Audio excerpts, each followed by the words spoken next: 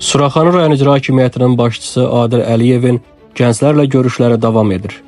Azərbaycanda 2025-ci ilin Konstitusiya və Suverenlik ili elan olunması ilə əlaqədar Suraxanı rayon icra hakimiyyətinin Milli Dövlətçilik və Konstitusiya Məktəblilərlə Strateji Dialoq adlı layihəsi çərçivəsində Ümummilli lider Heydər Əliyev Müstəqil Azərbaycan Konstitusiyasının müəllifidir mövzusunda rayon icra hakimiyyətinin başçısı Adil Əliyevin gənclərlə silsilə xarakterli görüşləri davam edir.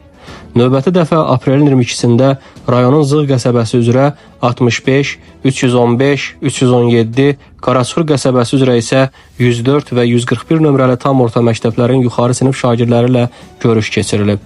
Görüşdə rayon icra hakimiyyəti başçısının müavinləri, sözügedən məktəblərin direktorları, müəllim heyəti, 11-ci sinif şagirdləri və digər qonaqlar iştirak ediblər.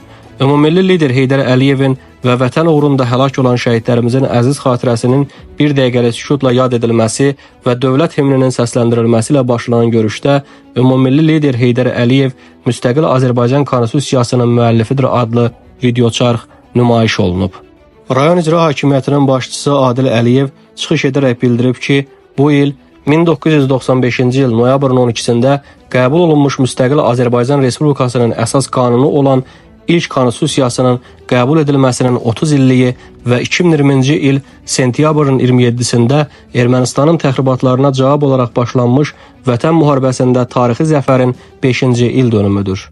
Bu münasibətlə eləcə də Ulu Öndər Ümummilli lider Heydər Əliyevin anadan olmasının 102-ci il dönümü ərəfəsində gənclərlə maarifləndirici görüşlərin keçirilməsi, onların vətənə layiqli vətəndaşlar kimi yetişməsi, cəmiyyətdə sağlam mövqe tutması baxımından çox əhəmiyyətlidir. Rayon icra hakimiyyəti başçısı çıxışında Ulu Öndər Heydər Əliyevin doğma Azərbaycanı xilas etmək naminə misilsiz fədakarlıqları, ümummilli liderin müdrik və uzaqgörən siyasətinin layiqli davamçısı ölkə prezidentimiz cənab İlham Əliyevin rəhbərliyi altında qazandığımız şanlı qələbə və yeni inkişaf mərhələsinə qədəm qoyan ölkəmizin uğurları haqqında ətraflı məlumat verib. Görüş zamanı Adil Əliyev gənclərin müxtəlif məsələlərlə bağlı suallarını ətraflı cavablandırıb. Eləcə də gənclərin hər birinə hədiyyələr təqdim olunub, xatirə şəkilləri çəkilib.